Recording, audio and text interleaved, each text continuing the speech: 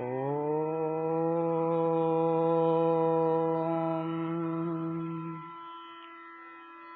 स्वस्ति स्त्री गणेशाय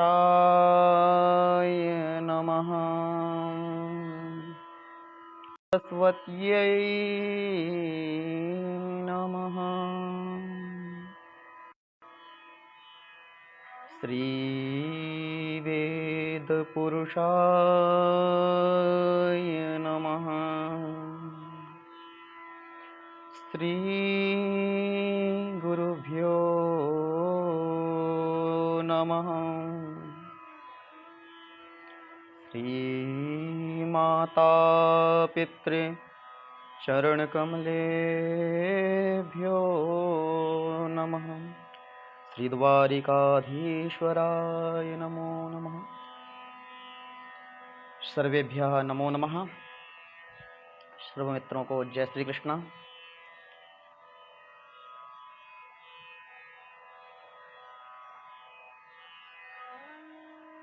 ॐ विश्वं दर्पणदृश्यमाननगरे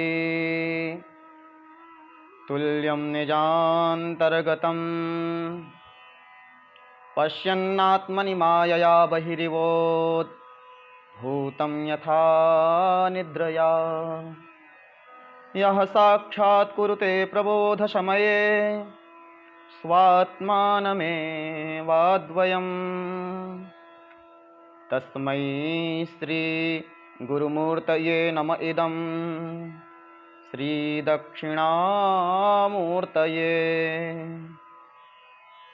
अखण्डमण्डलाकारं व्याप्तं येन चराचरं तत्पदं दर्शितं येन तस्मै श्री गुरुवे नमः।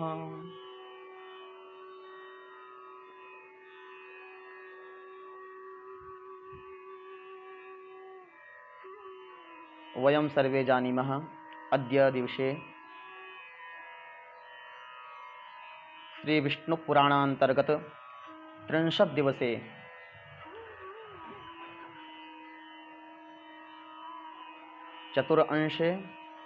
चतुर्थ अंशे अष्टमाध्याये काश्यवंशस्य वर्णनम् अस्ति। तत्पूर्वम् अद्य दिवसे अहं मानवजीवनस्य विषये पंचामृतम् अर्थात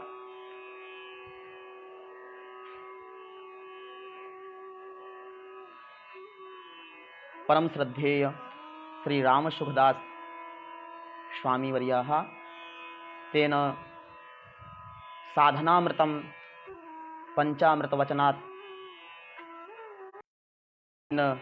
मानव जीवनस्य साफल्यार्थे वाक्यं कथयति। वयमद्य शृण्मः। तत्पूर्वं भगवन्नाम संकीर्तनं कुर्युः।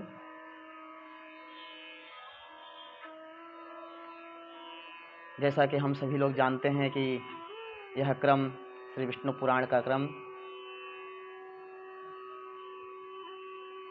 चल रहा है। आज 30वां दिन है और आज हम सभी लोग काश्य वंश का वर्णन सुनेंगे। 8वें अध्याय, 9वें अध्याय और 10वें अध्याय का श्रवण करेंगे। हिंदी अनुवाद विष्णु पुराण सुनेंगे।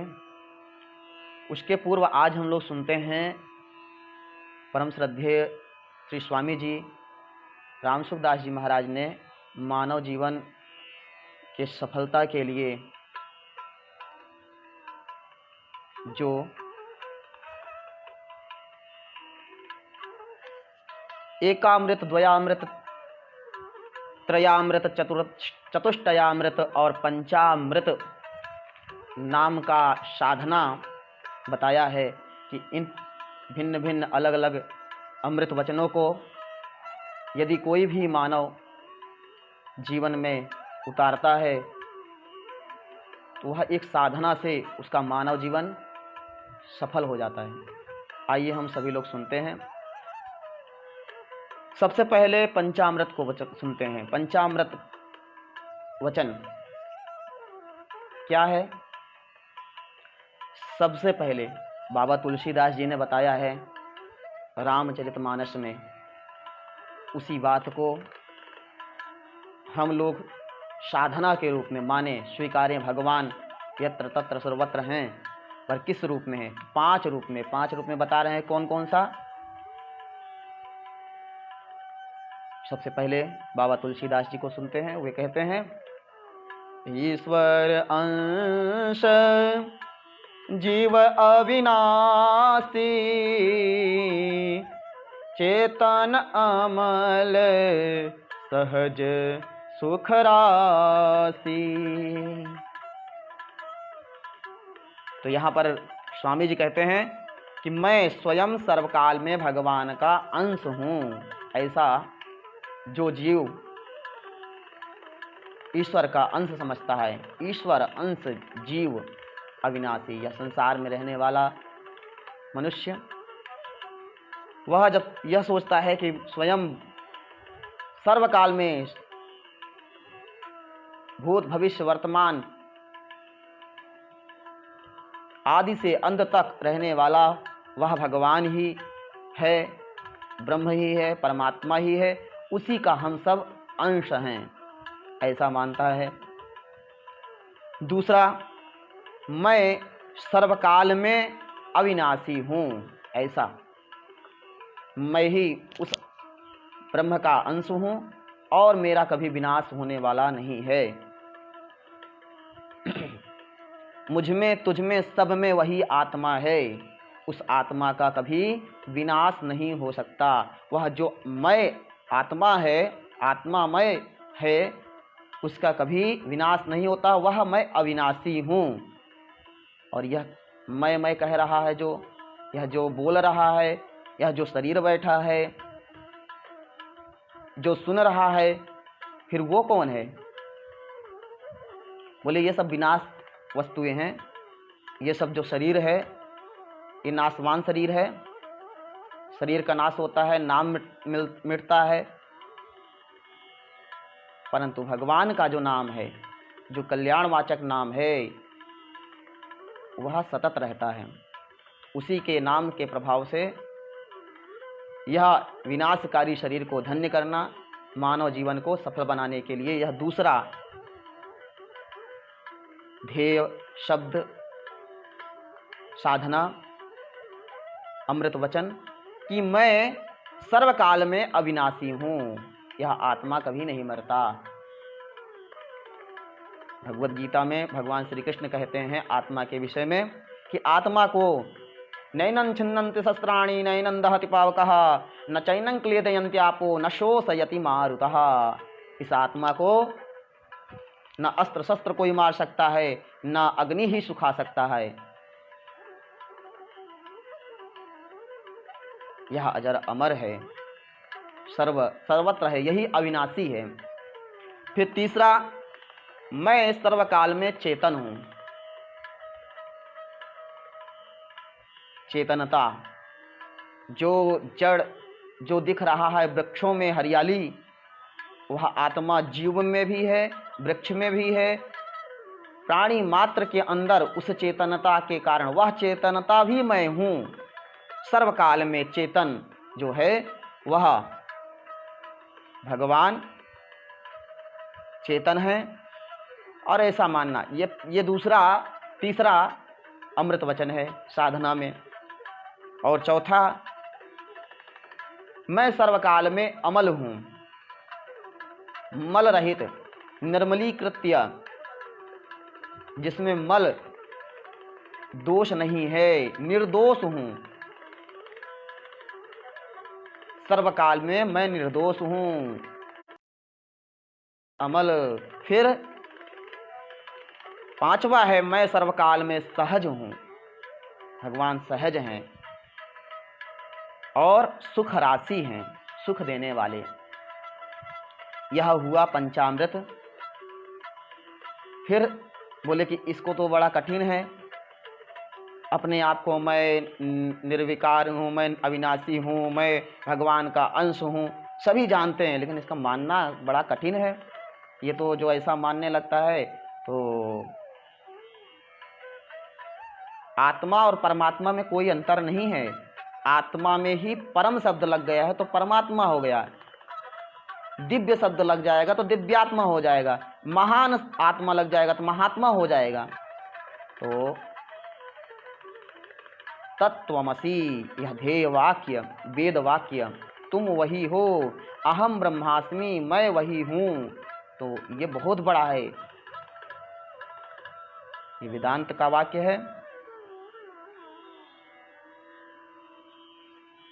आगे हम लोग सुनते हैं चतुष्टयामृत, जो 4 अमृत वचन हैं उसको सुनते हैं।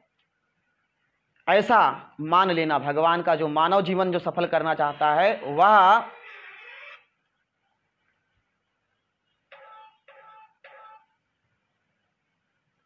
वह ऐसा कहता है, वह यह साधना एक करता है कि भगवान ने कभी मेरा साथ छोड़ा ही नहीं।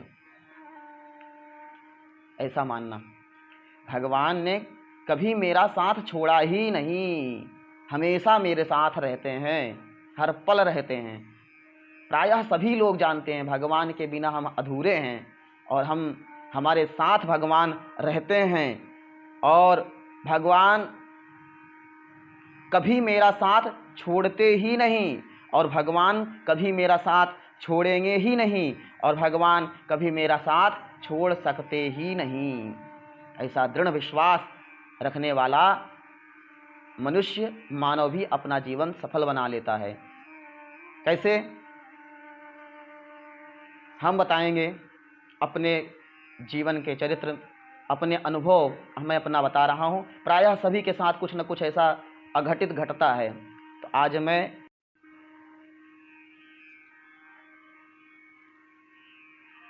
कि भगवान हमेशा सबके साथ रहते हैं, ये अनुभव मेरे साथ भी एक बार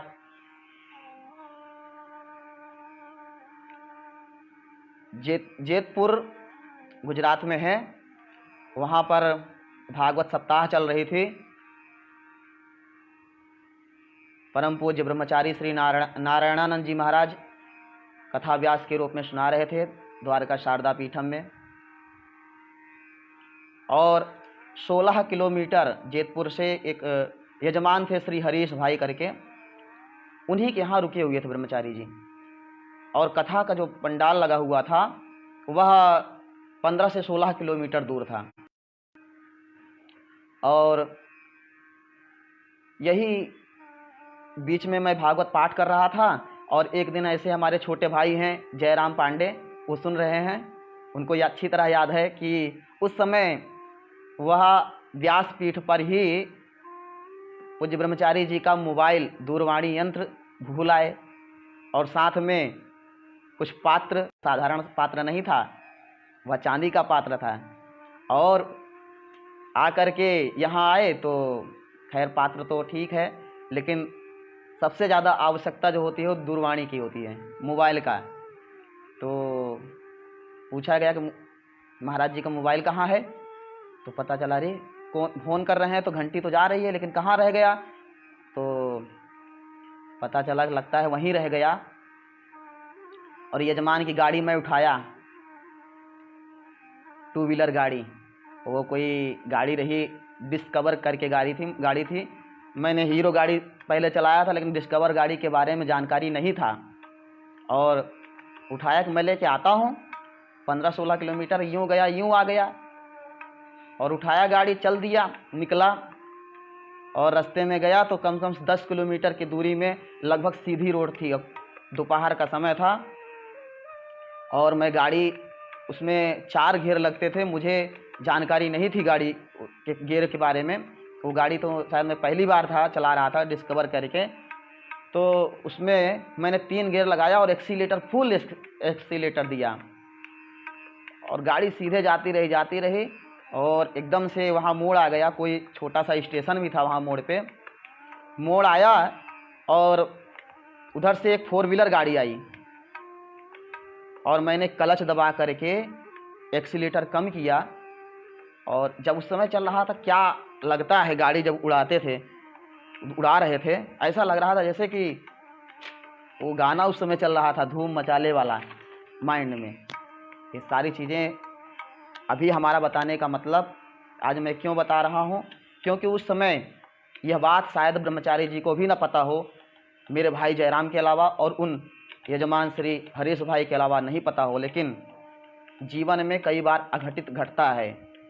आज मैं इस वचन को लिख रहा था और मस्तिष्क में मुझे आया कि मैं कहा कि मैं बताऊंगा, मैं बता रहा हूँ, हो सकता है सुने।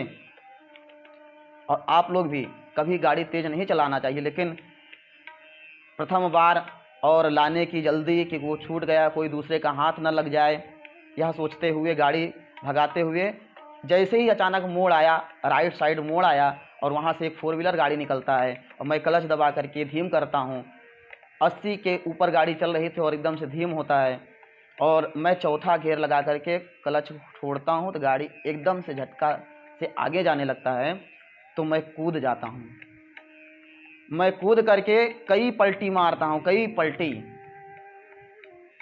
1-2 नहीं, अनगिनत, मैं गिनती नहीं जानता कितनी पलटी खाया होऊंगा। और गुजरात में साइड में रोड के किनारे यहाँ के कांटे बहुत कठिन हैं, एकदम छोटे छोटे बारीक होते हैं। मैं उसमें लुंगी लगाया हुआ और शर्ट पहना हुआ था, मैंने एक मोबाइल रखा था ऊपर और गाड़ी चला रहा था यहाँ साइड में, और वो मोबाइल मेरा गिरा और मैं वहाँ से उठा और पलटी खाते खाते नीचे गया। इतना बड़ा पत्थर था और हाथ को ऐसे पकड़ा, सर पे फूटने वाला था कि शायद नहीं फूटने का समय था। उठा वहाँ से, दौड़ा, 2-4 लोग आसपास थे, उन्होंने देखा अरे गिर गया, एक्सीडेंट हुआ। और वो गाड़ी वाला भी 2 मिनट रुका और भाग गया, 4 व्हीलर वाला, क्योंकि वो सामने आया था तो लोगों ने यही सोचा कि इसने एक्सीडेंट कर दिया, लेकिन गलती उसकी नहीं थी, गलती अपनी ही होती है। वो तो मैं कूद गया था, लोगों ने सोचा कि धक्का दे दिया है और भाग गया, उसी की वजह से गिरा है। लेकिन मैं वहाँ से उठा, मुझे तो एकदम स्वस्थ था, मैं दौड़ा वहाँ से और दौड़ा और गाड़ी को सबसे पहले देखा, यार एक यजमान की गाड़ी है, टूटा तो नहीं, गाड़ी बिगड़ तो नहीं गया। और देखते हैं तो गाड़ी के ऊपर जो लाइट है उसके ऊपर का वो टूटता है छोटा सा, और उसका पैर रखने वाला है वो मुड़ जाता है, नीचे गिर जाता है। तो और लोग आकर के हाथ पांव कहीं भांगी नहीं गयो, हाथ हो पूरा हाथ हो देखने लगते हैं, कोई हड्डी उड्डी तो नहीं छटक गया। फिर मैं कहा कुछ नहीं हुआ, मेरा मोबाइल इधर कहीं गिर गया है। तो लोगों ने मोबाइल खोज करके दिया, उसका स्विच ऑफ ओपन किया और वहीं स्टेशन था पास में। क्योंकि मुझे भगवान की इतनी बड़ी कृपा, ये कह रहा हूँ हमेशा भगवान रहते हैं किस तरह, यह मैं बता रहा हूँ, अपना जीवन में बता रहा हूँ कि ऐसा हुआ है। वहाँ पर बैठ करके मैं काफ़ी देर तक अपने जो काफ़ी कांटे लग गए थे पैर के नीचे भाग में, उसके ऊपर तो कुछ हुआ ही नहीं था। और बैठ कर निकाला, थोड़ा लाल लाल खून जैसा हो गया था, तो उसको धोया और उसके बाद कहा कि भाई फ़ोन लगाओ हमारे भाई को। तो अपने जयराम भाई को फ़ोन कराया, वो यजमान को लेकर के ब्रह्मचारी जी की इनोवा गाड़ी लेकर के आने लगे। फिर मैं उठा, उनका नहीं मैं ठीक हूँ, धोया पोछा और फिर गया, जाने लगा। 5-6 किलोमीटर और रह गया था, 10 किलोमीटर में यह घटना घटी। तो मैं जाने लगा। फिर उस समय थोड़ा डर बैठ गया था, गाड़ी अच्छे से नहीं चल रही थी, मैं तो एकदम ठीक था, लेकिन गाड़ी अब चलाने में दिक्कत हो रही थी। लगा था कांटे चुभे थे, दर्द था, लेकिन गाड़ी चल नहीं रही थी पहले जैसे। मुझे लगा गाड़ी में खराबी आ गई। खराबी तो मुझ में, गिर गया था, चोट लगा था, और लेकिन फिर भी जा पाऊँगा, वापस चलता हूँ। वापस आने लगा तो रास्ते में मिल गए जयराम जी और श्री हरीश भाई यजमान।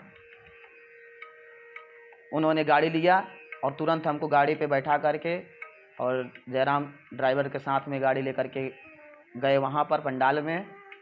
हमने कहा कि मैं नहीं गया, वहाँ तक नहीं पहुँचा, और हमको ले गए यजमान जी, अस्पताल ले गए। तो अस्पताल में कुछ भी नहीं हुआ था, उन्होंने डिटॉल लगा करके साफ करके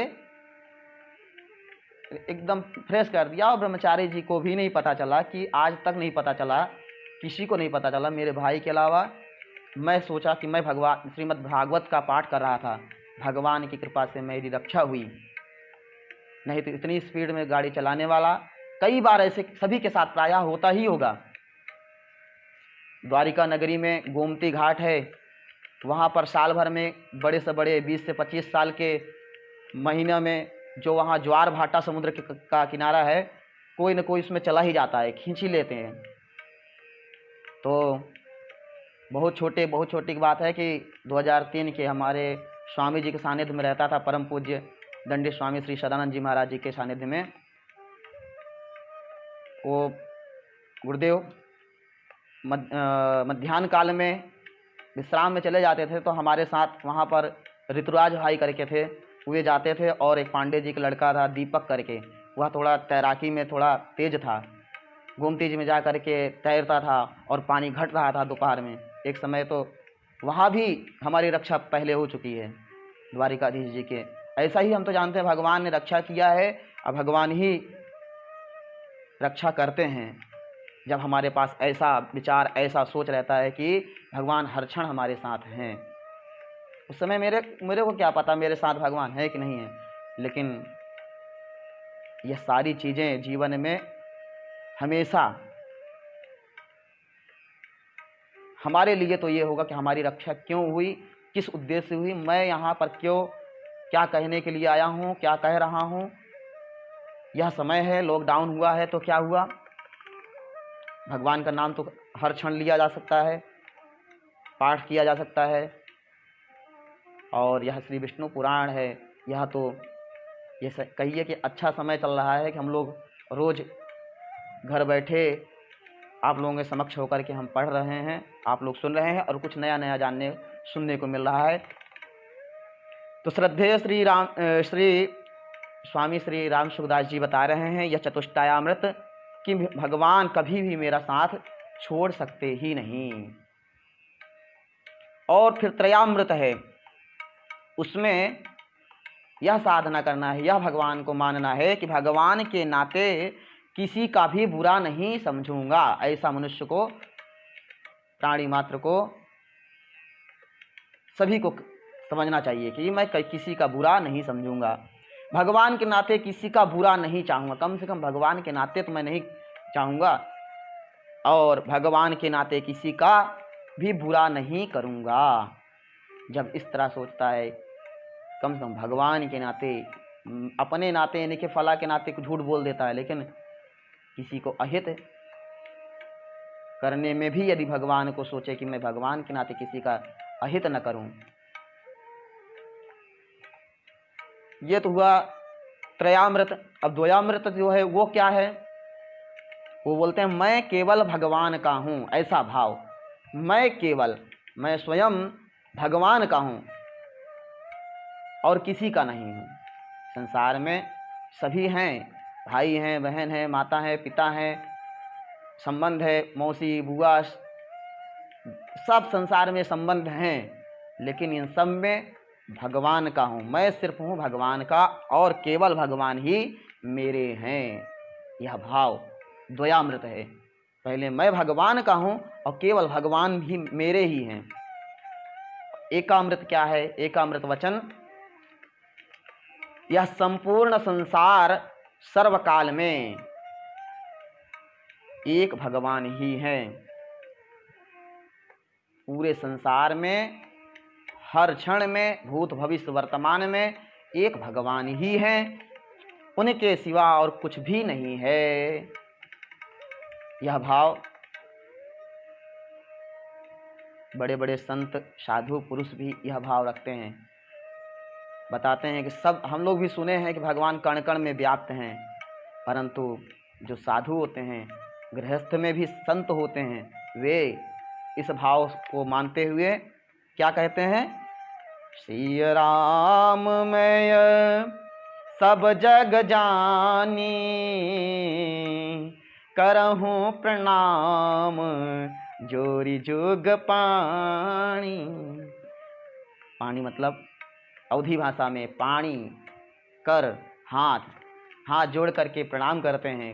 कैसा समझ के, सभी को श्री राम मैं, सीताराम मैं समझ करके सबको प्रणाम करते हैं। यदि मनुष्य इन पांचों में जो कहे, अभी पांचों बताए, इनको करते हुए पांचों में एक भी साधना मृत का पालन या पान करता है। देखो पंचामृत पहले बताए, तो पंचामृत का पान वैदिक में कर्मकांडी भाई पंचामृत बताते हैं, दूध, दही, घी, मधु, शक्कर, यह पंचामृत है। इसका पान करते हैं, इससे अभिषेक करते हैं। और यहाँ पंचामृत का पान है मतलब उसका पालन करना। जो नाम बताए वह सब एकामृत, द्वयामृत, त्रयामृत, चतुष्टयामृत और पंचामृत, यह जो इस नाम है, वचनामृत है, साधना है, उसका पालन करना, वही पान करना। यदि कोई करता है तो वह मानव जीवन सफल कर लेता है। हमारे महामंडलेश्वर आचार्य श्री रामकृष्णानंद जी महाराज से सुनते हैं। आप लोगों ने भी जीवन में खूब सुना होगा कथाकारों के मुखारविंद से, क्योंकि कविता है, कविताएं हैं, भजन हैं, जीवन में हमको बहुत कुछ सिखाती हैं। यह जीवन जो है कब चला जाए, आज बैठे हैं, कल सुबह होगी कि नहीं होगी, यह विश्वास सबको विश्वास होता है, प्रातः कल हम रहेंगे। हम कितने विश्वास से कह देते हैं हम यह काम कल करेंगे। वह विश्वास दिलाता कौन है? लोगों को ऐसा लगता है कि कल आएगा कि नहीं आएगा, इस पर जब विचार किया जाता है आदमी संशय में पड़ जाता है। तो सुनाते हैं, आप लोगों ने सुना होगा, सुनिए। क्षण भंगुर जीवन की कलिका, कल प्रात को जाने खिली ना खिली। ये जीवन जो है क्षण भंगुर है, कल सुबह खिलेगा कि नहीं, सुबह का कमल खिलेगा, उदय होगा कि नहीं। मलयाचल की शुचि शीतल मंद, सुगंध समीर चली ना चली। कलिकाल कुठार लिए फिरता, तन नम्र है चोट झिली ना झिली। यह शरीर जो है, तन है, नम्र है, इसका चोट कोई झेल सकता है? और वो भी कलियुग का। कलियुग में देखो कितना सारी बातें, कितनी तपस्याएं कर रहे हैं लोग अंदर बैठ करके, और ये तपस्याएं में कैसे चोट झेल रहा है भगवान का नाम। इसलिए कहते हैं ले ले हरि नाम अरी रसना, फिर अंत समय पे हिली ना हिली। अभी भगवान का नाम ले लो, क्योंकि यह जिह्वा जो है, इसी से यदि जिह्वा ना रहे, कट पिट जाए तो बोल ही नहीं पाएंगे, और पता नहीं अंतिम समय पर हिलेगी कि नहीं। इसलिए ले ले हरि नाम अरी रसना। रसना मतलब जिह्वा, रस लेने वाली, रसना स्वाद लेने वाली। कहते हैं, किसी कवि ने कहा कि राम का नाम जो है तारक मंत्र है, और भगवान शंकर वह तारक मंत्र सबको देते हैं। तो तारक मंत्र कहाँ देते हैं? तो काशी में। जन्म जन्म मुनि जतनु कराही, अंतराम कहीं आवत नाही।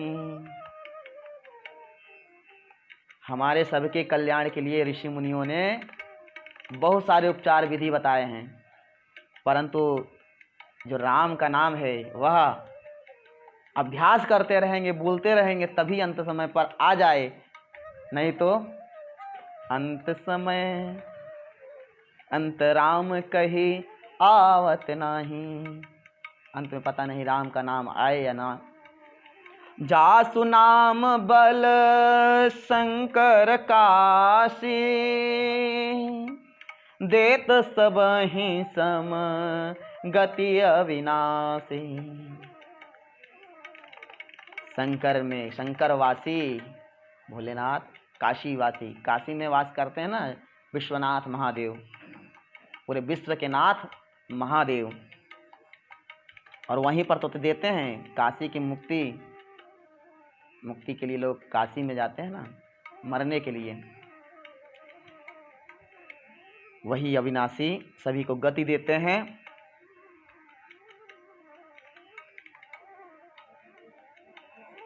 हम लोग सुनते हैं आज के यानी समय जो चल रहा है या लॉकडाउन और घर बैठने में, तो इसमें बड़े बड़े लोग बड़े बड़े बिजनेस वाले घर बैठ गए हैं। किस लिए? देश के लिए और अपने सुरक्षा के लिए।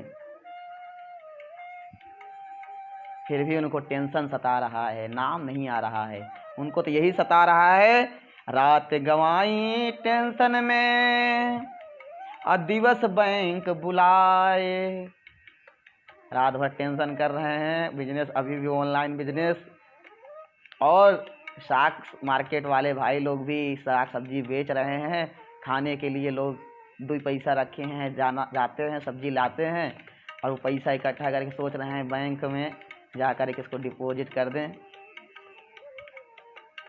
और वह जो चला गया नोटबंदी, 1000 नोट अमोल था, कौड़ी बदले जाए।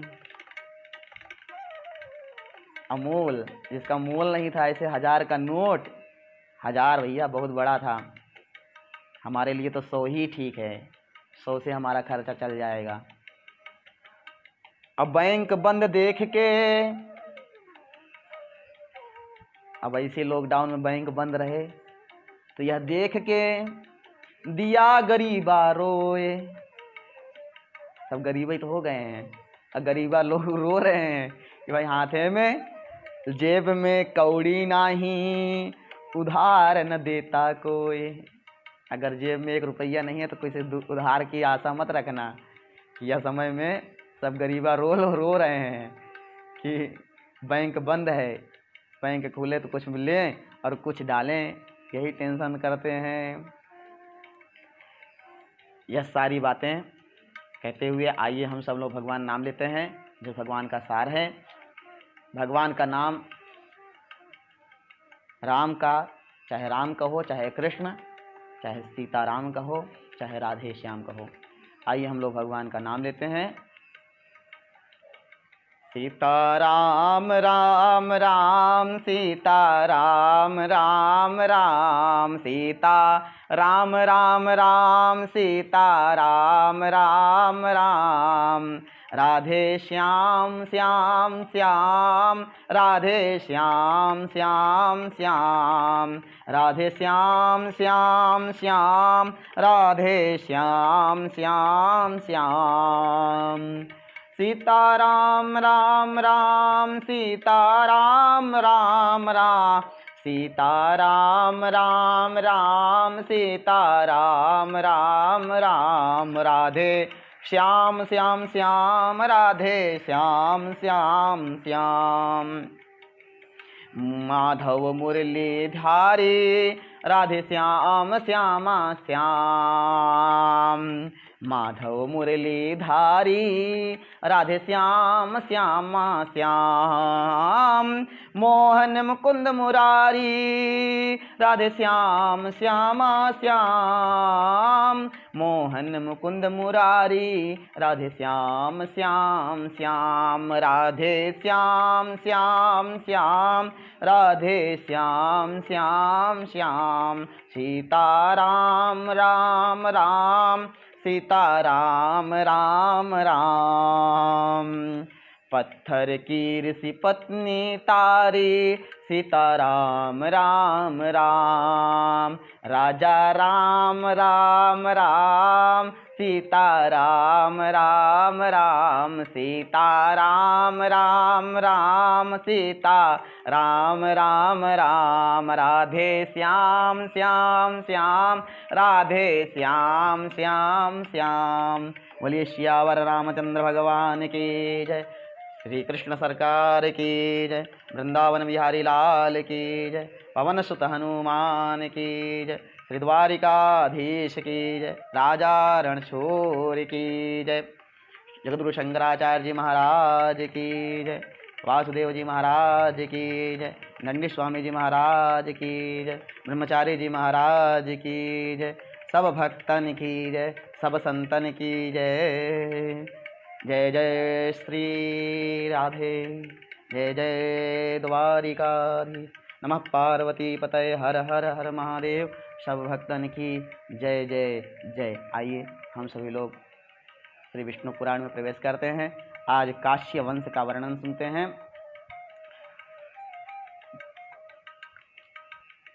सर्वव्यापी सर्वात्मन, कण कण में व्याप्त, अकारण करुणा वरुणालय, परब्रह्म परमात्मा, जगदीश्वर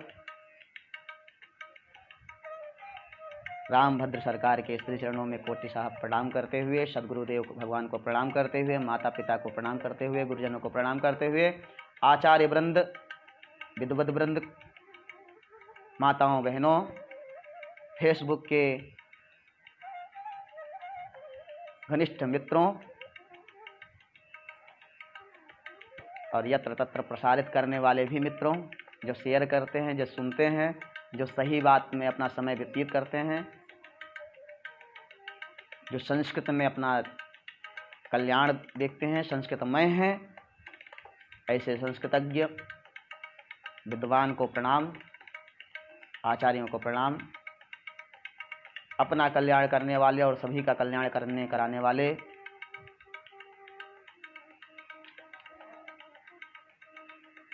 तो मित्रों, बंधुओं, आज हम लोग सुन रहे हैं काश्य वंश, राजाओं के वंशों का वर्णन सुन रहे हैं। नित्य निरंतर 28-29 दिन तक सुने। आज 30वें दिन। वयम अद्य शृण्मः किमस्ति राज्य पुरुषस्य वंशानां चरितानां वंशस्य। वंशों के चरित्रों का वर्णन है, वही सुनने वाले हैं। कौन सुना रहे हैं? श्री पराशर जी। कोई ऐसे वैसे व्यास जी नहीं हैं, व्यास हैं। व्यास का मतलब है विस्तारयति इति व्यासः, जो छोटे से सूत्र को विस्तार कर दे और बड़ी बातों को छोटे में समझा दे, वह व्यास जी। और साधारण व्यास नहीं, भगवान व्यास जो हैं वो भगवान हैं, अवतार हैं। और उनके परंपरा, आदि नारायण के परंपरा से जो चले आ रहे हैं, जो प्राणियों को इतना बड़ा विस्तृत रचना कर दिए हैं कि कोई जो कवि होता है, एक शीघ्र कवि, देखते देखते, चलते चलते, सुनते सुनते, जो शीघ्र कवि हैं, बहुत से साहित्य के हमारे आचार्य भी हैं, साहित्य आचार्य श्री भोगैता गुरु जी हैं, काव्य के साहित्य के जानकार। शीघ्र कवि उनको कहते हैं, शीघ्र कवि के नाम से जानते हैं। और व्याकरण के न जाने कितने गुरु जी हैं, व्याकरण को जानने वाले, भिन्न भिन्न विषयों को जानने वाले, उनमें संस्कृतज्ञ, उनमें निपुण, हर विषय को एक विषय को जानने वाले विद्वान श्रेष्ठ, एक विषय के साथ अनेकों विषयों का जिनको अनुभव हो, ऐसे धर्मात्मा।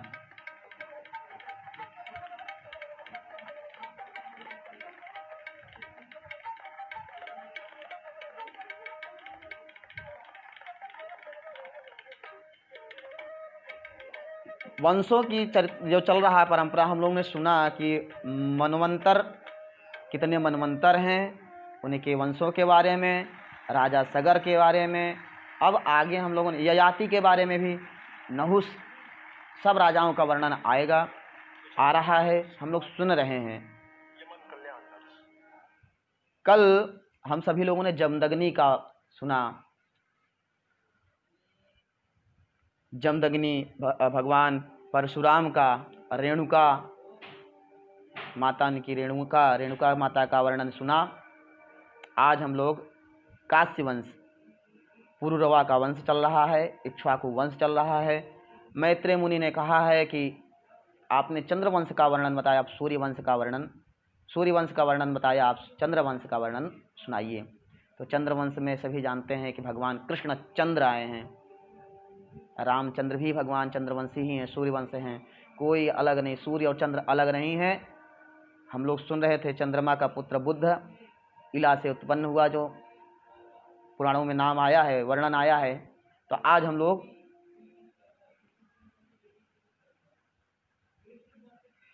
सुनते हैं, श्री पराशर जी बोले, पुरुरवसो ज्येष्ठः पुत्रो यस्त्वायुर्नामा स राहो दुहितरम उपयेमे।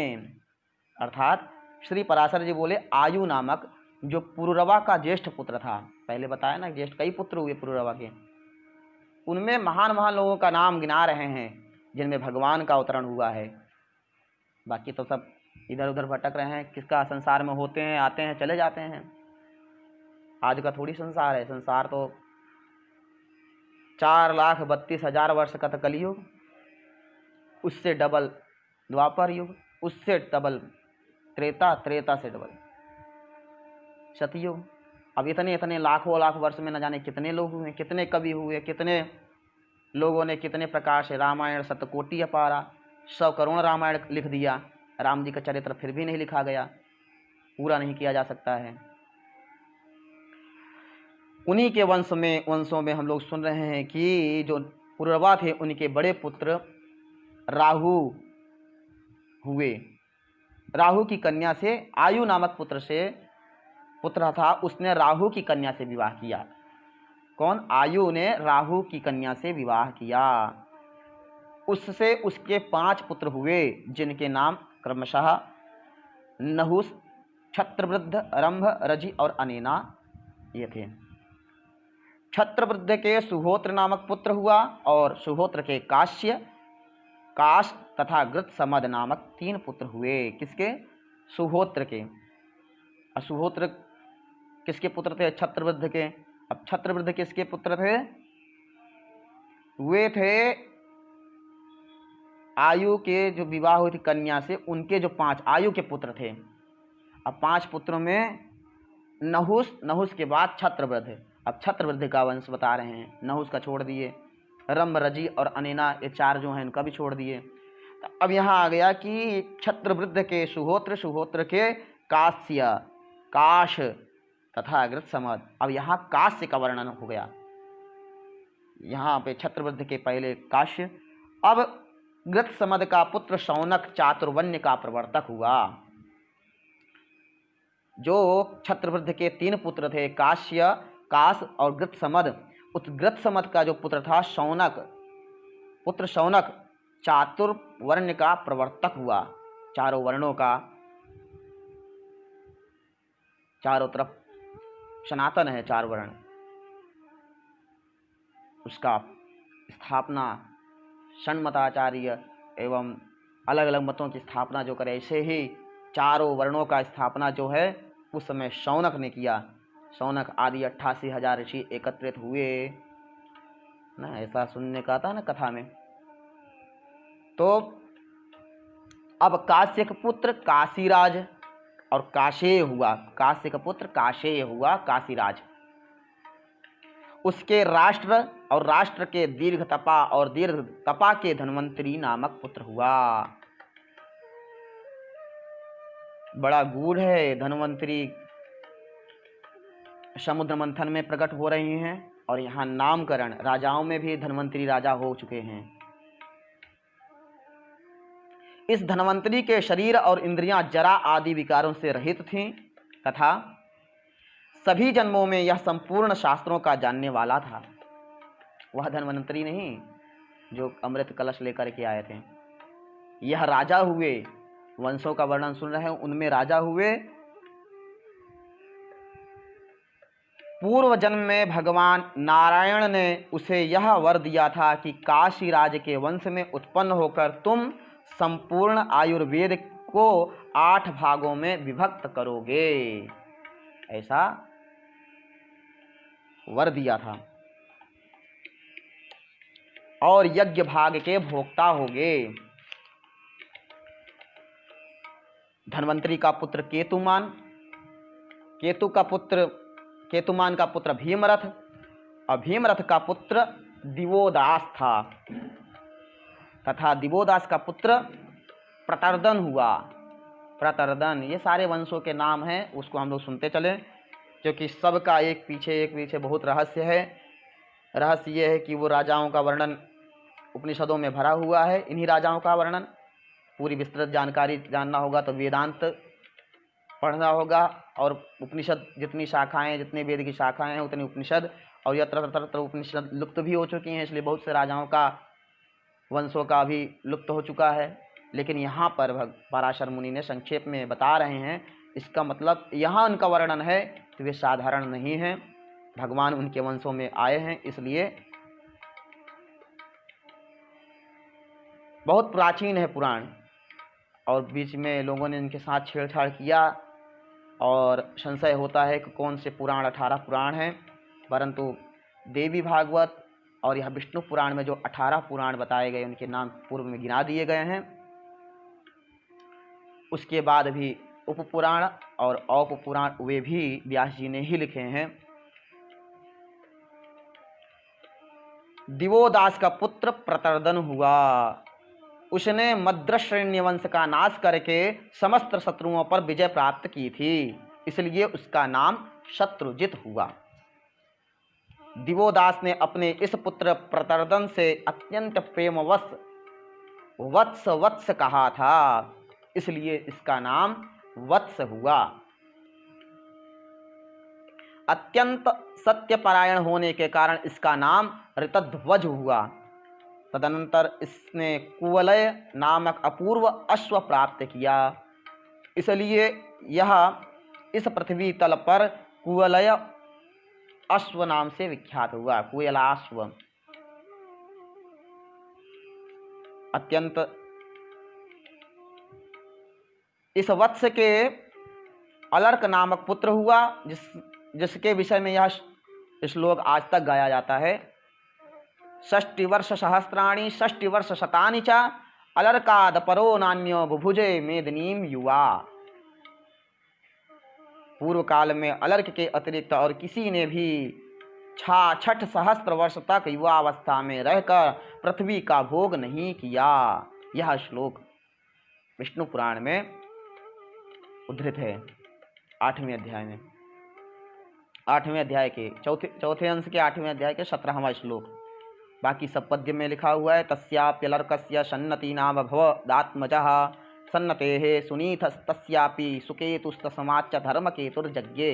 अर्थात उस अलर्क के भी सन्नति नामक पुत्र हुआ, सन्नति के सुनीत, सुनीत के सुकेतु, सुकेतु के धर्मकेतु, धर्मकेतु के सत्यकेतु, सत्यकेतु के विभु, विभु के सुविभु, सुविभु के सुकुमार, सुकुमार के धृष्टकेतु, धृष्टकेतु के वीतिहोत्र, वीतिहोत्र के भार्ग, भार्ग के भार्गभूमि नामक पुत्र हुआ।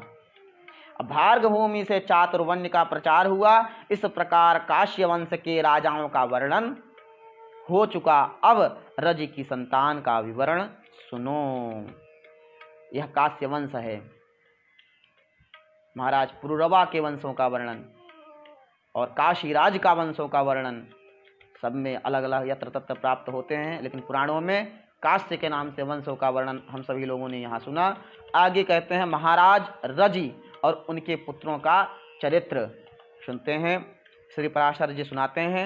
यह काश्य वंशों को सुनाते हुए 8वें अध्याय की समाप्ति होती है। इति श्री विष्णु पुराणे चतुर्थे अंशे 8मोऽध्यायः श्रीनारायणार्पणमस्तु।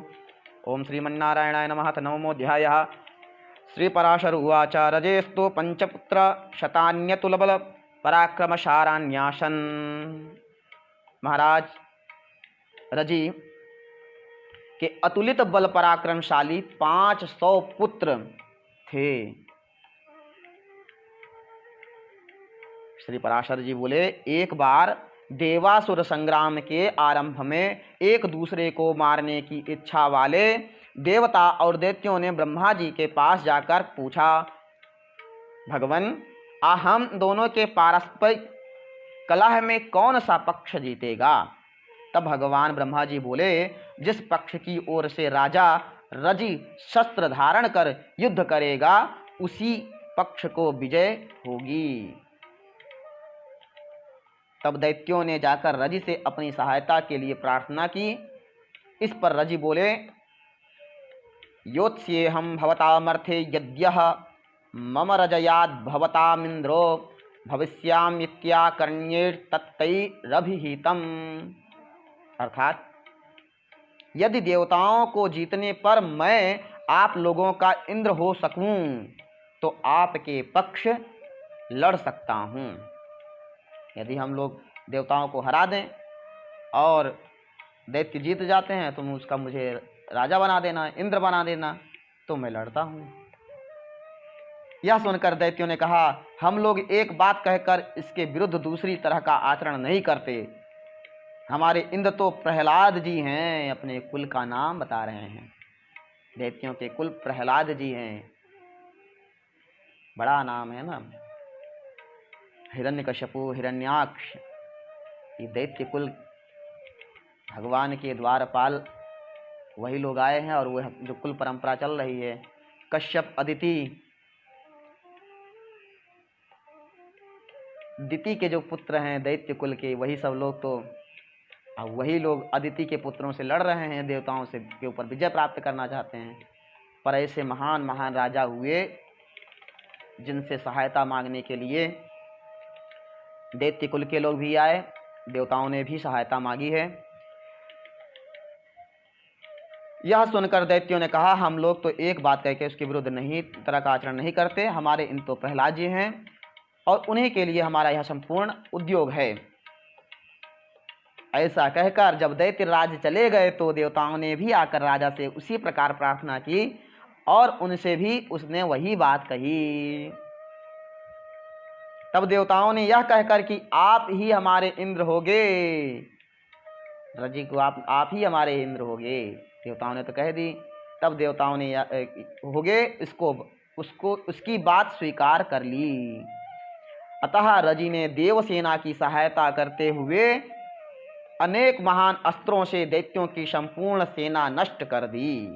तदनंतर शत्रु पक्ष को जीत चुकने पर देवराज इंद्र ने रजि के दोनों चरणों को अपने मस्तक पर रखकर कहा, भय से रक्षा करने और अन्नदान देने के कारण आप हमारे पिता हैं। आप संपूर्ण लोकों में सर्वोत्तम हैं, क्योंकि मैं त्रिलोक केंद्र आपका पुत्र हूँ। त्रिलोकेंद्र नाम आया, देखिए वे इंद्र था, महाराज रजि के चरणों में आ गया। जो रक्षा करता है और जो अन्नदान देता है, ऐसे समय में हमारे रक्षा करने वाले, हमें भूखे को भोजन, जो भूखा है उसको भोजन कराने वाले अन्नदाता,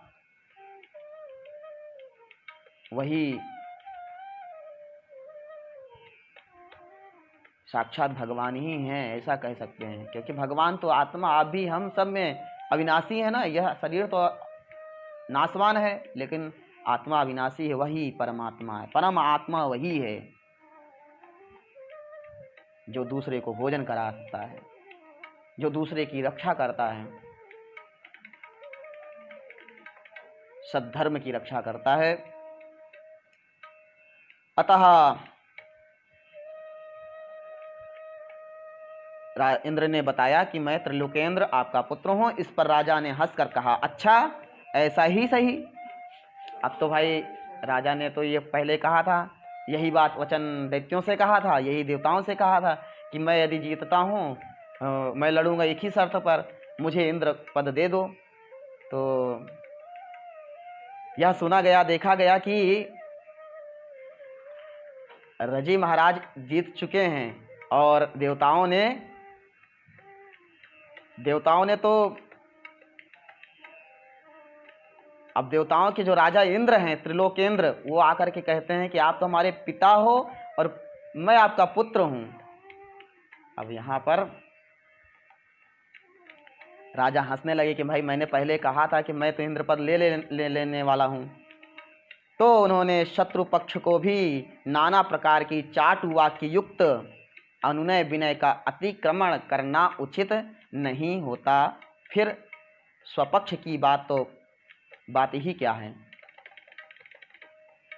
शत्रु पक्ष भी यदि वाक चाटु वाक्य युक्त अनुनय विनय का अतिक्रमण कर दे तो भी वह उचित नहीं होता। ऐसा कहकर वे अपनी राजधानी को चले गए। इस प्रकार शतक्रतु ही इंद्र पद पर स्थित हुआ। शतक्रतु त्रिलोकेंद्र। पीछे रजि के स्वर्गवासी होने पर देवर्षि नारद जी की प्रेरणा से रजि के पुत्रों ने अपने पिता के पुत्र भाव को प्राप्त हुए। शतक्रतु से व्यवहार के अनुसार अपने पिता का राज्य मांगा। अब पिताजी ने तो छोड़ दिया था, तो रजि के जो पुत्र हुए वे आकर के शतक्रतु से इंद्र अपने पिता का राज्य मांगा। किंतु जब उसने न दिया तो उन महाबलवान रजपुत्रों ने इंद्र को जीतकर स्वयं ही इंद्र पद का भोग किया। देवताओं में भी आपस में युद्ध हो रहा है। महाराज सर्वसमर्थ होते हैं, शक्तिशाली हैं। क्षत्रिय कुल में, इक्ष्वाकु कुल में, विवस्वान और पुरुरवा वंशज में कितने महान महान योद्धाओं का नाम आ रहा है। वे सब और उनके पुत्र भी उतने ही शक्तिशाली, इंद्रों को हरा दिया और वहाँ पे राज करने लगे। फिर बहुत सा समय बीत जाने पर एक दिन बृहस्पति जी को एकांत में बैठे देख त्रिलोकी के यज्ञ भाग से वंचित हुए शतक्रतु ने उनसे कहा। क्या कहा शतक्रतु ने? शतक्रतुर्वाच बदरी फलमात्रम अप्यर्हसि ममाप्यनाय पुरोडाश खंडम दातुमित्युक्तो बृहस्पतिरुवाच। मतलब आप मेरी तृप्ति के लिए एक बेर के बराबर भी पुरोडाशखंड मुझे दे सकते हैं। उनके ऐसा कहने पर बृहस्पति जी बोले, यदि ऐसा है तो पहले ही तुमने मुझसे क्यों नहीं कहा? तुम्हारे लिए भला मैं क्या नहीं कर सकता। अच्छा, अब थोड़े ही दिनों में मैं तुम्हें अपने पद पर स्थित कर दूंगा। ऐसा कह बृहस्पति जी रजपुत्रों की बुद्धि को मोहित करने के लिए अभिचार और इंद्र की तेजो वृद्धि के लिए हवन करने लगे। बुद्धि को मोहित करने वाले उस अभिचार कर्म से अभिभूत हो जाने के कारण रजिपुत्र ब्राह्मण विरोधी, धर्म त्यागी और वेद विमुख हो गए। रजिपुत्र, बृहस्पति जी ने ही तो उनको मोहित किया, उनकी बुद्धि को मोहित कर दिया। बुद्धि को मोहित करने वाले कौन? रजि के पुत्रों ने बृहस्पति जी से कहा।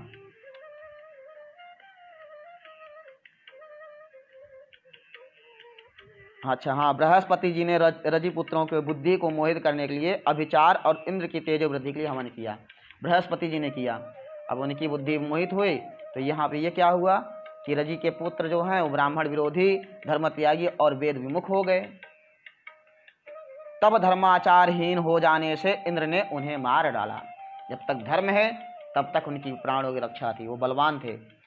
और इंद्र पद मिल जाए, देवताओं का सुशासन अच्छे से चलने लगे, धर्मयुक्त होने लगे, तो कभी उनके पिता समर्थ थे, वो बैठाए गए, लेकिन बृहस्पति जी, देवताओं के गुरु बृहस्पति जी ने उन्हें फिर इंद्र का बैठा। तब धर्माचारहीन हो जाने से इंद्र ने उन्हें मार डाला और पुरोहित जी के द्वारा तेजोवृद्ध होकर स्वर्ग पर अपना अधिकार जमा लिया। एतद्दिन्द्रस्य स्वपदच्युनादावरोहणं श्रुत्वा पुरुषः स्वपदभ्रंशं दौरात्म्यं च नाप्नोति। इस प्रकार इंद्र के अपने पद से गिरकर उस पर फिर आरूढ़ होने के इस प्रसंग को सुनने से पुरुष अपने पद से पतित नहीं होता और उसमें कभी दुष्टता नहीं आती। आयु का दूसरा पुत्र रंभ संतानहीन हुआ। छत्रवृद्ध का पुत्र प्रतिक्षत्र हुआ। प्रतिक्षत्र का संजय, संजय का पुत्र जय, जय का विजय, विजय का कृत, कृत का हरिधन, हरिधन का सहदेव, सहदेव का आदीन, अदीन का जयतसेन, जयतसेन का संस्कृति और संस्कृत का पुत्र छत्रधर्मा हुआ। ये सब छत्रवृद्ध के वंशज हुए। यह वंशों में यह वर्णन सुनने में कि इंद्र का पद प्राप्त करने के बाद, इस प्रकार यह सुनने के बाद से पुरुष यह प्रसंग सुनने से अपने पद से पतित नहीं होता, नहीं तो पतित हो जाता है। यह प्रसंग है कि कोई भी इंद्र के पद पे बैठ गया और उसको भी वहाँ से हट गया, इंद्र को स्व आसन मिल गया, अपना आसन मिल गया, और जो राजा का वर्णन चल रहा है उसी में जो दूसरा पुत्र था उनके वंशों का वर्णन और छत्रवृद्ध का वंशज ये लोग कहलाए। अब श्री पराशर जी कहते हैं कि अब मैं नहुष वंश का वर्णन करूंगा। राजा नहुष हुए।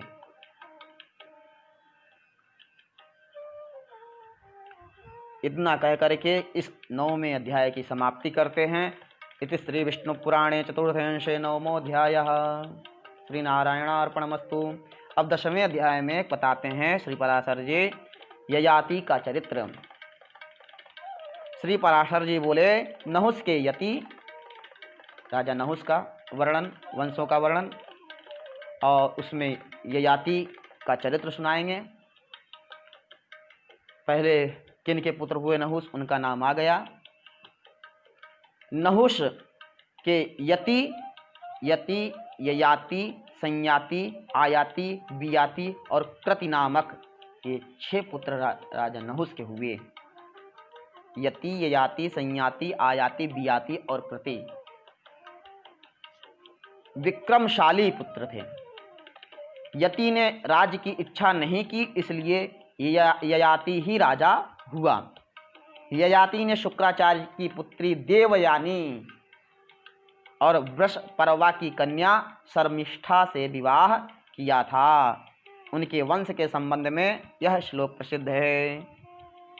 यदुम चतुर्वसुम चैव देवयानी व्यजायत दुर्युम चानुम च पूरुं च शर्मिष्ठा पर्वणि।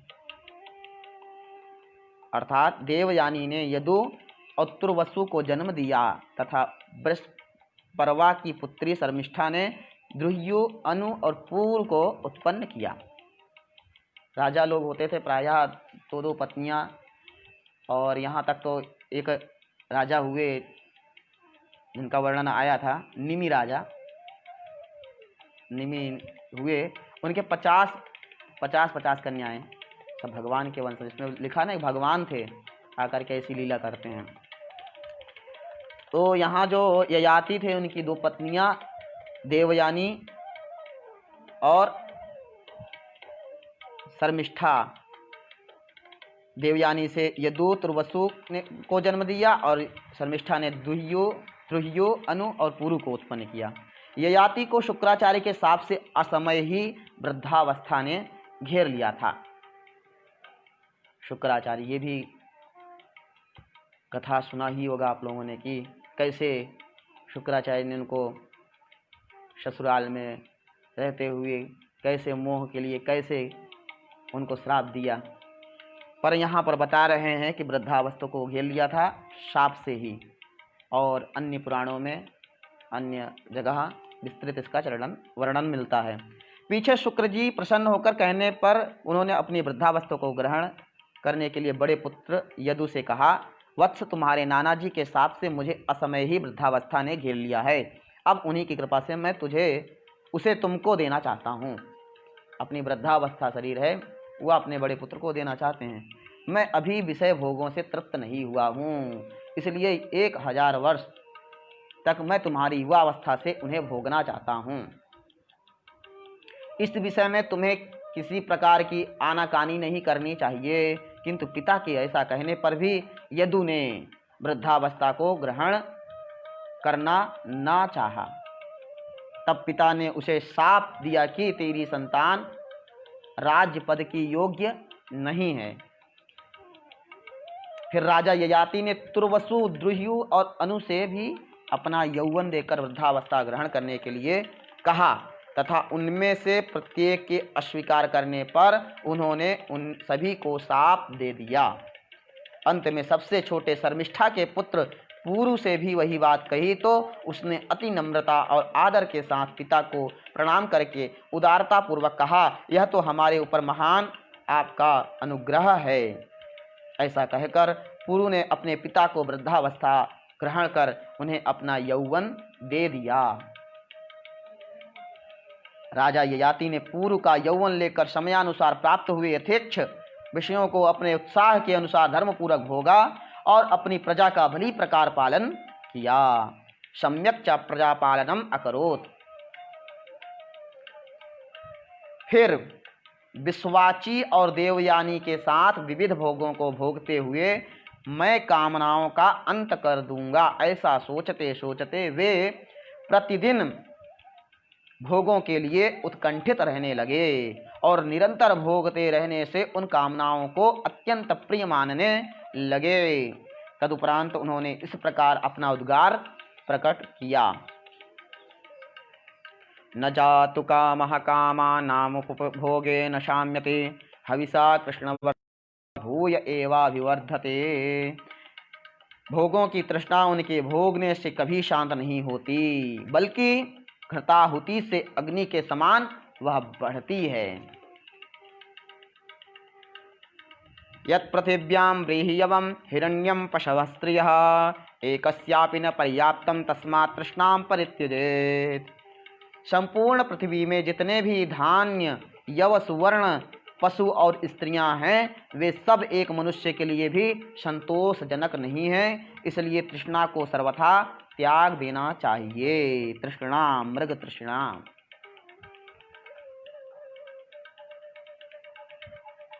प्यासे को मृग तृष्णा हमेशा सताती है और सच में जल तो होता नहीं है।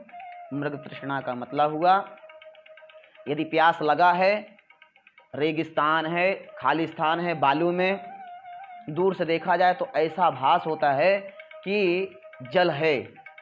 गाड़ी जब चलती है, गाड़ी में बैठे रहो तो रोड के ऊपर ऐसा थोड़ी दूर लगता है कि बारिश हुआ है और जल ही जल दिखता है, तो जैसे गाड़ी नज़दीक जाती है वह जल लुप्त हो जाता है। वही है मृग तृष्णा। अगर किसी को प्यास लगा है तो मृग है, प्यास के लिए चलते जाता है रेगिस्तान में, उसको दूर से वही जल का भान होता है लेकिन उसको प्यास नहीं मिलता पानी, और वह ऐसे ही तृष्णा में मर जाता है। इसी तरह यह कामोपभोग है, जितनी भोगने चाहता है उतना ही उसकी भोग इच्छा बढ़ती जाती है, कभी इसका अंत नहीं हो सकता। यही तृष्णा है, वही बता रहे हैं। इसको त्याग देना चाहिए, तृष्णा को त्याग देना चाहिए। राजा इतने दिन भोगे, अपना पुत्र का शरीर लेकर के भोगे। अब वो इतने दिन रहे तो उनको ज्ञान हुआ, एक दिन में तो ज्ञान हुआ नहीं। हम सभी लोगों को एक क्षण में ज्ञान होगा नहीं। जिस समय कोई पुरुष किसी भी प्राणी के लिए पापमयी भावना नहीं करता, उस समय उस समदर्शी के लिए सभी दिशाएं सुखमयी हो जाती हैं। दुर्मतियों के लिए जो अत्यंत दुस्त्यज है, छोड़ने योग्य, तथा वृद्धावस्था में भी जो शिथिल नहीं है,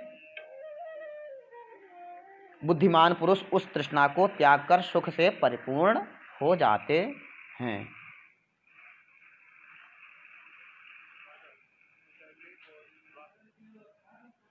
अवस्था के जीर्ण होने पर केश और दांत तो जीर्ण हो जाते हैं, किंतु जीवन और धन की आशाएं उसके जीर्ण होने पर भी नहीं जीर्ण होता। विषयों में आसक्त रहते हुए मुझे 1 सहस्त्र वर्ष बीत चुके, फिर भी नित्य ही उनमें मेरी कामना होती है। अब मैं इसे छोड़कर और अपने चित्त को भगवान में ही स्थिर कर निर्द्वंद्व और निर्मम होकर वन में मृगों के साथ विचरूंगा। श्री पराशर जी बोले, तदनंतर राजा ययाति पूर्व से अपनी वृद्धावस्था लेकर उसका यौवन दे दिया और उसे राज्य पद पर अभिषिक्त कर वन को चले गए। उन्होंने दक्षिण पूर्व दिशा में तुर्वसु को, पश्चिम में द्रुह्यु को, दक्षिण में यदु को और उत्तर में अनु को मांडलिक पद पर नियुक्त किया तथा पूर्व को संपूर्ण भूमंडल के राज्य पर अभिषिक्त कर स्वयं वन को चले गए। उदीच्यां च तथैवानुं कृत्वा मंडलिनो नृपान् सर्वपृथ्वी पतिं पूर्वं सोऽभिषिच्य वनं ययौ। अपने पुत्र पूर्व का शरीर धारण किए थे, उनको उनका शरीर दे करके वन की ओर प्रस्थान कर दिए, वानप्रस्थ की ओर चले गए। भोग करके ब्रह्मचर्य, गृहस्थ, वानप्रस्थ। गृहस्थ जब पूरा हो जाए तो अपने मति को शुद्ध करके वन की ओर चलना चाहिए। जब ज्ञान हो जाता है तो वैराग्य आ जाता है। इसी तरह वह वन को चले। हम सभी लोग आज यह 10वां अध्याय सुन करके अपना अपना कार्य करने को चले। इति श्री विष्णु पुराणे चतुर्थे अंशे 10मोऽध्यायः श्रीनारायणार्पणमस्तु। आज की यह 3 अध्याय 8, 9, 10 अध्याय हम सभी लोगों ने पुरुरवा का वंशों का वर्णन सुना, राजा ययाति का चरित्र सुना। कल हम सभी लोग 11वां अध्याय में प्रवेश करेंगे, उसमें यदुवंश का वर्णन है और सहस्त्रार्जुन का चरित्र हम लोग सुनेंगे। आज की वाणी यहीं पर विराम करती है, विश्राम लेते हैं। आइए 2-4 मिनट भगवान नाम संकीर्तन करते हैं। श्री राम जय राम जय जय राम, श्री राम जय राम जय जय राम। हरे राम राम राम हरे हरे, हरे कृष्णा कृष्णा कृष्णा हरे हरे, हरे राम राम राम हरे हरे, हरे कृष्णा कृष्णा कृष्णा हरे हरे, हरे राम राम राम हरे हरे, हरे कृष्णा कृष्णा कृष्णा हरे हरे। बोलिए कृष्ण कन्हैया लाल की जय, श्री वृंदावन बिहारी लाल की जय, जगन्नाथपुरी धाम की जय, द्वारिका धाम की जय, चारों धाम की जय, काशी विश्वनाथ महादेव की जय, सद्गुरुदेव भगवान की जय। जय जय श्री द्वारिकाधीश। नमः पार्वती पतये, हर हर हर महादेव।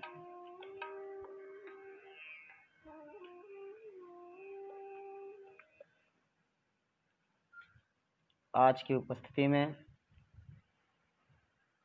हमें सुन रहे हैं अमितोष द्विवेदी भैया, हर हर महादेव भैया, शवजी भट्ट भाई, जय द्वारकाधीश शवजी भाई, जयराम पांडे जी सुन रहे हैं, जय श्री राम, जय श्री कृष्णा। अखिलेश गुरु जी सुन रहे हैं, अखिलेश भाई जय श्री कृष्णा। बलदेव पंडित जी सुन रहे हैं, पंडित जी जय श्री कृष्णा, राधे राधे, हर हर महादेव। तिवारी अजीत जी सुन रहे हैं, अजीत तिवारी जय द्वारकाधीश। कुलदीप मेहता जी सुन रहे हैं, कुलदीप मेहता जी जय श्री कृष्णा, राधे राधे। कुलदीप मेहता जी ने जय श्री राम कमेंट किया है, जय श्री राम कुलदीप भाई। सोमेश्वरानंद ब्रह्मचारी जी सुन रहे हैं, ब्रह्मचारी जी नमो नमः प्रणाम, हर हर महादेव, जय श्री कृष्णा। आचार्य आशीष मृदुल जी सुन रहे हैं, जय श्री कृष्णा, हर हर महादेव। आचार्य जी आपने लिखा है, बहुत सुंदर, धन्यवाद आपको। प्रियंचल तिवारी जी सुन रहे हैं, प्रियंचल भाई जय द्वारकाधीश। कल्पेश शर्मा जी सुन रहे हैं, राधे राधे, जय श्री कृष्ण कल्पेश भाई जी। उत्तम शर्मा जी सुन रहे हैं, हर हर महादेव, जय श्री कृष्णा। अखिलेश पांडे जी सुन रहे हैं, हर हर महादेव भैया, जय श्री कृष्णा, राधे राधे। और अखिलेश भैया ने बहुत सुंदर लिखा है जी, धन्यवाद भैया जी। हमारे क्षितिज भाई तिवारी जी सुन रहे हैं, क्षितिज तिवारी भैया जय द्वारकाधीश, जय श्री कृष्णा। पंडित पवन मिश्रा जी सुन रहे हैं, पवन मिश्रा जी राधे राधे, जय श्री कृष्णा, राधे राधे। हमारे प्रकाश पांडे जी सुन रहे हैं, प्रकाश भाई जय द्वारकाधीश, हर हर महादेव, राधे राधे। जयंतुंजय मिश्रा शास्त्री जी सुन रहे हैं, जी राधे राधे, हर हर महादेव शास्त्री जी। अविकल्प जी सुन रहे हैं, अविकल्प भैया राधे राधे, हर हर महादेव, जय श्री कृष्णा। और सत्यम चौबे जी सुन रहे हैं, राधे राधे, सत्यम चौबे जी, जय श्री राम। और भावनी होता जी सुन रहे हैं, हर हर महादेव होता जी। सूरज लढ़ानिया जी सुन रहे हैं, जय श्री राम सूरज भाई, जय जगन्नाथ, जय श्याम, राधे राधे। आप सभी लोगों को राधे राधे, सपरिवार दीदी भाभी और सभी को जय श्री राधे, जय द्वारकाधीश। सूरज जी, मोनू मिश्रा जी सुन रहे हैं, जय श्री राम, राधे राधे, जय श्री कृष्णा। आज की जितने लोग देख रहे हैं सभी लोगों को जय श्री कृष्णा, जय द्वारकाधीश, हर हर महादेव। फिर कल मिलते हैं, कल सुनते हैं आगे का यदुवंश का वर्णन।